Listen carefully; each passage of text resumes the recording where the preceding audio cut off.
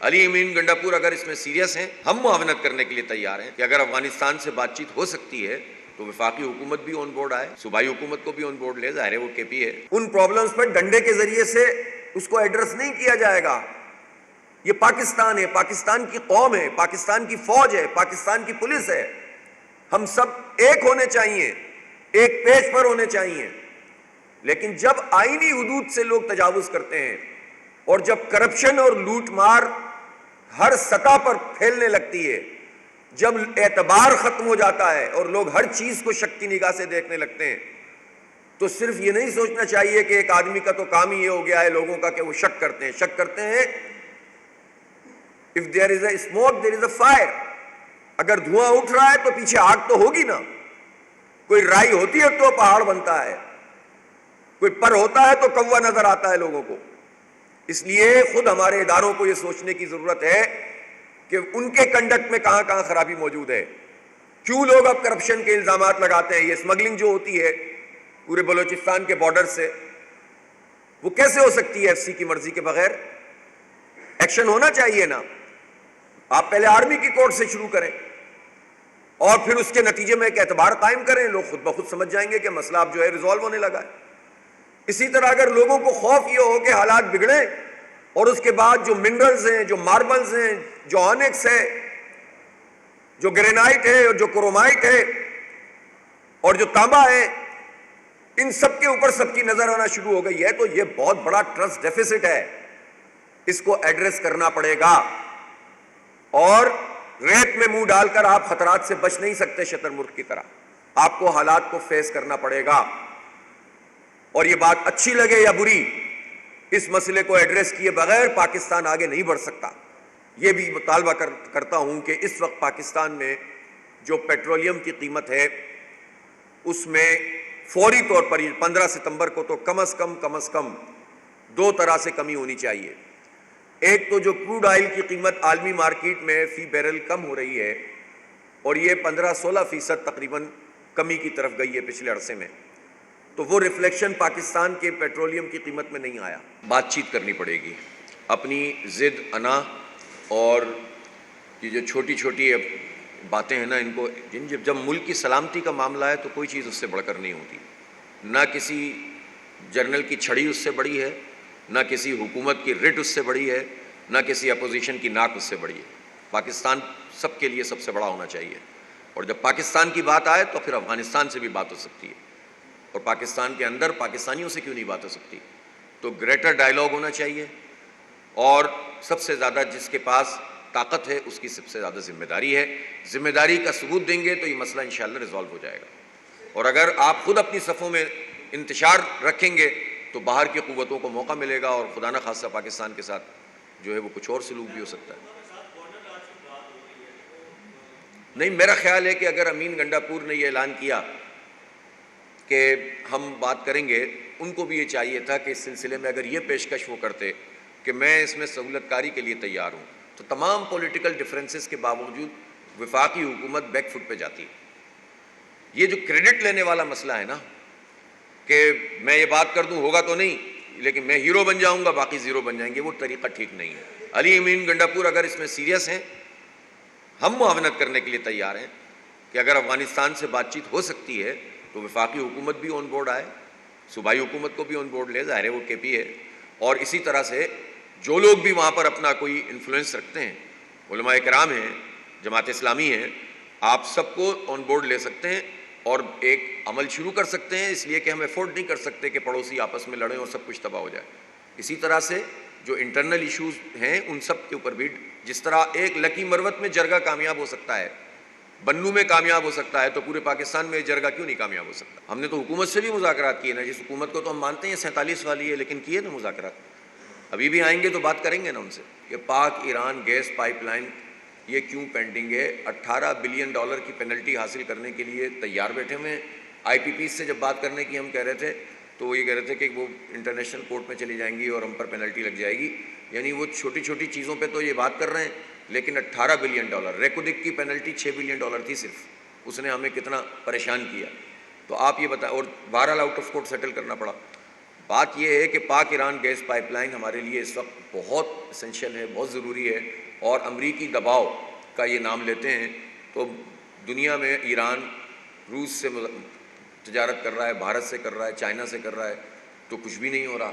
پاکستان سے کرے گا تو اس کا مطلب یہ ہے کہ وہ امریکہ سے زیادہ امریکی غلاموں کا مسئلہ ہے کہ معاملات کو اس جگہ پہ نہیں آنا چاہیے پھر جس کے پاس کسی کے پاس بھی کچھ نہ بچے. اور یہ ذمہ داری جو ہے وہ پاکستان کی حکومت کی سب سے زیادہ ہے اور ذات میں اپوزیشن کی. بھائی وہ مذاکرات کر رہے تھے تبھی تو انہوں نے روکے ہیں نا. خان صاحب مذاکرات کر رہے تھے نا، اسی لیے تو انہوں نے کہا اب نہیں کریں. اس کا مطلب ہے کہ چینلز موجود تھے، بات چیت ہو رہی تھی، تو ان چینل کو بحال رہنا چاہیے. جو بھی بات چیت ان کی ہو رہی ہے ملک کے مفاد میں بات چیت کا عمل تو جاری رہنا چاہیے نا. بھئی ہم پاکستانی کے لوگ ہیں نا، تو اس میں بات چیت کرنے میں کیا مسئلہ ہے؟ لہٰذا ایسے اقدامات جس میں اپوزیشن کو یہ کہنا پڑے کہ ہم بات چیت بند کر رہے ہیں تو یہ تو حکومت کی سب سے بڑی ناکامی ہوتی ہے.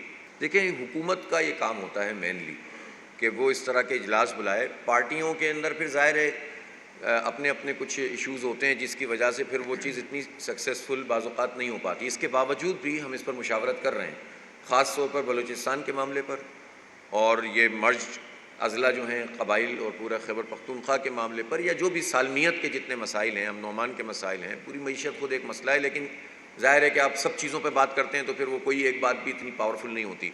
تو ایک منٹ تو ہم یہ کر رہے ہیں، لیکن یہ حکومت کی بنیادی ذمہ داری ہے. البتہ ہڑتال، احتجاج یہ ہمارا ایک جمہوری پروسیس کا حصہ ہے. ہم کوئی نہ کسی کا سر پھوڑ رہے ہیں، نہ گولی چلا رہے ہیں، نہ کسی کو مار رہے ہیں. جتنی پرامن ہڑتال پاکستان میں یہ ہوئی ہے، پاکستان کی ہسٹری میں اتنی کمپریہنسو اور پرامن ہڑتال کبھی نہیں ہوئی ہے. تو یہ تو ہمارا کریڈٹ ہے نا، یہ کریڈٹ ملنا چاہیے. بہت افسوسناک ہے، میں اسی سے شروع کرتا ہوں. علی امین گنڈا پور صاحب کو اس پوری قوم سے معافی مانگنی چاہیے. اصل میں صرف صحافیوں کو برا کہہ کر آپ یہ نہیں کہہ سکتے کہ آپ نے صحافیوں کے خلاف بات کی ہے.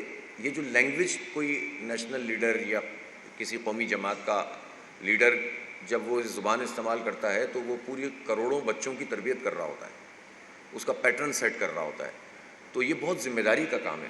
صرف آپ کے اندر بہت جذبات ہوں گے اور اس کا اظہار کا موقع آپ کو پتہ نہیں کہاں کہاں کیا کیا ملتا ہوگا، وہ آپ کریں، لیکن آپ جب قوم کے سامنے کھڑے ہوں تو کم از کم ہم بھی سمجھتے ہیں کبھی کبھی ہم سے بھی غلطی ہوتی ہے، کوئی سخت بات ہوتی ہے، ہمارے یہاں ریئلائزیشن ہوتی ہے کہ نہیں یہ جملہ اس طرح نہیں کہنا چاہیے تھا، ہم رجوع کرتے ہیں. ہم تو اتنے محتاط ہوتے ہیں.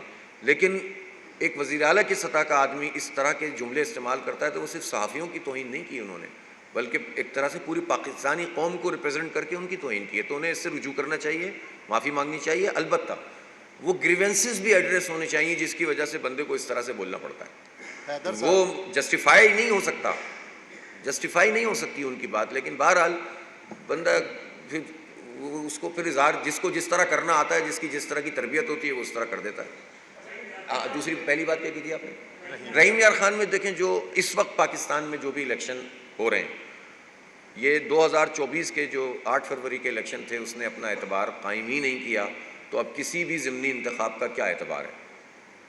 اس لیے میں اس کی تفصیل میں کیا جاؤں، جس میں ظاہر ہے کہ نون اور پی پی نے شاید مشترکہ ہی کینڈیڈیٹ تھے ان کے وہ، اور پھر جو کچھ ہوتا ہے مجھے نہیں پتا کتنی تفصیل سے ہوا ہے، لیکن جن چیزوں کے بلدیاتی انتخاب کراچی اور پھر عام انتخابات میں ہم شاہد ہیں، اس کے بعد تو اس سیٹ اپ کے اندر اور اس الیکشن کمیشن کی موجودگی میں جو بھی انتخاب ہے اس کی کوئی کریڈیبلٹی ہے ہی نہیں. بحیثیت مجموعی چونکہ پاکستان میں جب اس طرح کی سچویشن پیدا ہوتی ہے نا تو ہر شعبے میں ایک ڈکلائن ہے، اور یہ افسوسناک ہے. خود اہل صحافت کو بھی اپنے صفوں میں یہ بات دیکھنی ہوگی کہ یہ صحافی اور اینکر کیوں پولرائزیشن کا شکار ہو رہے ہیں. ایک نون لیگ کا اینکر کہلائے اور ایک پی ٹی آئی کا اینکر کہلائے تو وہ اینکر تو نہیں ہوا، وہ تو پارٹی ممبر ہوا.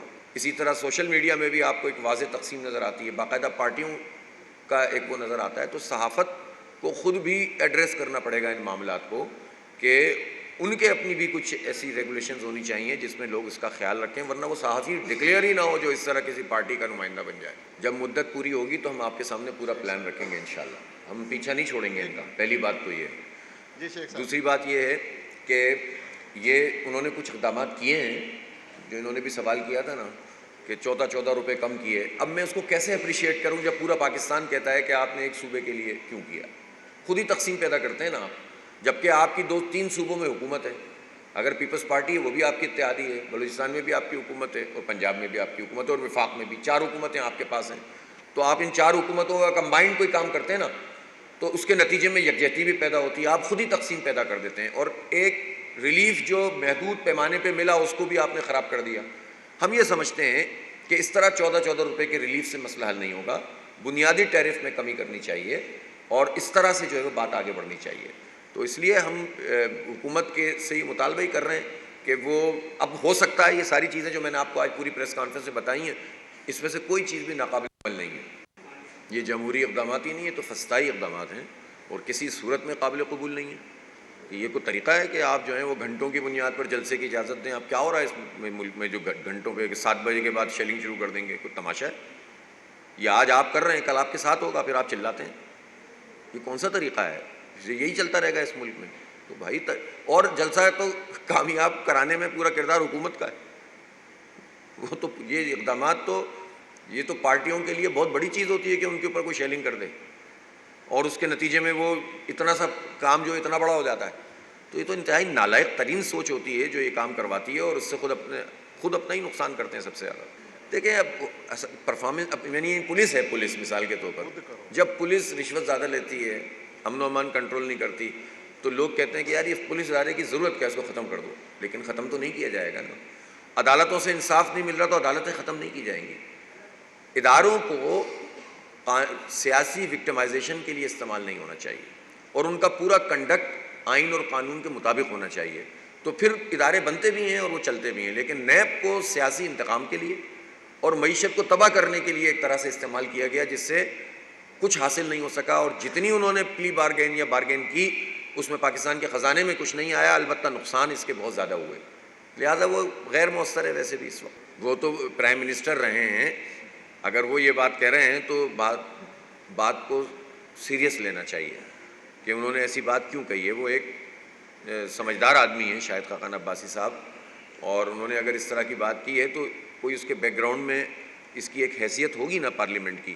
اور ایک اور بات یہ، اس پارلیمنٹ کا تمام تر چیزوں کے باوجود کہ ہم کہتے ہیں پارلیمنٹ کا احترام ہونا چاہیے، لیکن جس پارلیمنٹ کی 2/3 تقریباً یا مور دین 50% لوگ فارم 47 کی بنیاد پر بیٹھے ہوئے ہوں، اب دیکھیں نا آپ، جو ابھی تک تو وہ ریزرو سیٹس چل رہی ہیں نا، وہ کاؤنٹ ہو رہی ہیں نا ریزرو سیٹس، تو یہ ریزرو سیٹ جن لوگوں نے حاصل کی ہوئی ہیں خواتین کی، ان کی کیا اخلاقی حیثیت ہے، کیا قانونی حیثیت ہے، کیا جمہوری حیثیت ہے؟ ان کے منہ سے آپ کو جمہوریت اور آئین کی بات کیسی لگتی ہے جو جعلی نمائندگی اپنے پاس رکھ کر اپنے ریٹ بڑھوا رہے ہیں؟